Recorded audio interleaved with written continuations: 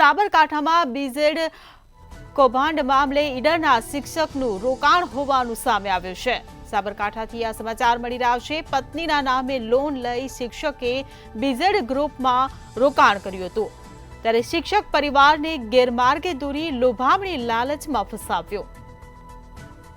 તો શિક્ષણ વિભાગે શિક્ષકનું નિવેદન લઈ અહેવાલ તૈયાર કર્યો, ત્યારે ટીપીઓએ શાળામાં જઈ શિક્ષકનું નિવેદન લેતા ચોંકાવનારા ખુલાસા થયા છે। તો શિક્ષકે લોન લઈ ઊંચા વ્યાજની આશાએ રોકાણ કર્યું હતું, ત્યારે એજન્ટ બની અન્ય શિક્ષક આચાર્યને બીઝેડમાં ફસાવ્યાની શંકાએ તપાસ હાથ ધરવામાં આવી છે। શિક્ષકોને બીઝેડની કૌભાંડની જાળમાં ફસાવનારાઓ સામે કાર્યવાહી થઈ શકે છે।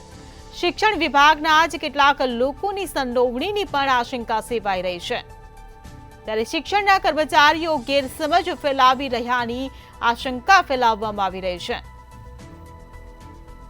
તો સાબરકાંઠાથી આ સમાચાર મળી રહ્યા છે। બીઝેડ મામલે ઈડરના શિક્ષકનું રોકાણ હોવાનું સામે આવ્યું છે। પત્નીના નામે લોન લઈ શિક્ષકે બીઝેડ ગ્રુપમાં રોકાણ કર્યું હોવાનું સામે આવ્યું, ત્યારે શિક્ષક પરિવારને ગેરમાર્ગે દોરી લોભામણી લાલચમાં ફસાવ્યો। શિક્ષણ વિભાગને શિક્ષકનું નિવેદન લઈ અહેવાલ તૈયાર કર્યો,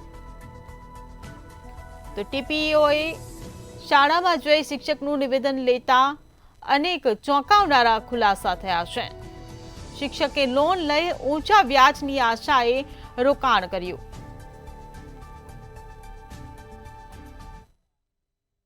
જે તાલુકાના રૂવેજ પ્રાથમિક શાળાના રાજુભાઈ પટેલ નામના શિક્ષકે રોકાણ કરેલ છે એવું ધ્યાને આવેલ છે, અને એમના પત્નીના નામે રોકાણ થયું છે, અને અમે એની તપાસ કરી અને રિપોર્ટ કરીશું, અને આવા બીજા પણ હશે તેની પણ તપાસ કરીને રિપોર્ટ ઉપરી કચેરીએ મોકલી આપશું। કોઈ કાર્યવાહી થશે ખરી? કાર્યવાહી થશે। શું નામ સાહેબ આપનું? આરજે ડાભી। આપનો શું નામ સાહેબ આપનું? પટેલ રાજેન્દ્ર કુમાર રામજીભાઈ।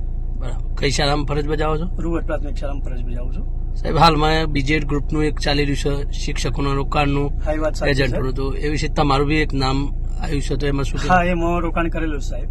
એટલે મારા વાઇફનું કે મારા નામે તો કશું કરેલું નથી, મારા વાઇફના નામે કરેલું છે। કેટલું લોન લઈને કરેલી છે? કેટલું રોકાણ? 3 હપ્તે કરેલું છે, 10 લાખ જેવું છે। બરાબર।